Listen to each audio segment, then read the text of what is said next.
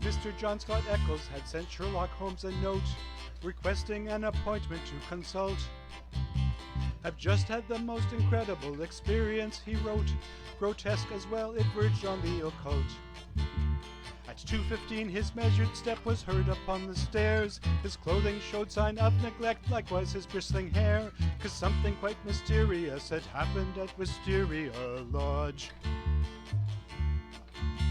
Before the man could start his night's adventure to explain, two officials entered in a hurry. One was Gregson, Scotland Yard, the other was called Baines, inspector from the constabulary in Surrey. All morning they had sought him for a statement to obtain, and now that they had got him, they'd permit him to explain how something quite mysterious had happened at Wisteria Lodge. "I am a bachelor of sociable turn. I cultivate numerous friends. One night I did see a young chap named Garcia, and who'd have known where it would end? I had him to my place, he asked me to his, located twixt Oakshott and Esher. The household was queer, and it soon became clear that the weekend would not be a pleasure. The dinner was neither well cooked nor well served. The servant was sullen, my host was unnerved. A note was brought in near the end of the meal, at which he did not his displeasure conceal. To bed at 11, he popped in at 1. I slept soundly the rest of the night. But when I awoke, I thought it was a joke, for the household had all taken flight. Next morning at Oakshott, Garcia's found dead, a note in his pocket, a hole in his head. It turned out Garcia was not who he seemed, no diplomat he, architect of the scheme. The note which arrived near the end of the meal, the Surrey inspector did find.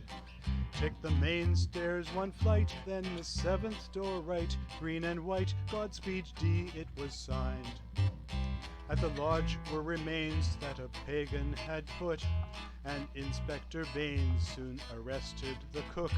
But Holmes' comprehension of data was able to focus attention on the house at High Gable. A fellow known as Henderson within High Gable lived, his secretary always by his side. There also was a governess to educate her kids, but all of this was his past to hide. For he in fact was Don Murillo, tiger of San Pedro, as lewd and bloodthirsty a fellow as a desperado, and something quite mysterious had happened at Wisteria Lodge. Garcia was an agent who was out to bag the tiger. The governess, Miss Burnett, was his spy.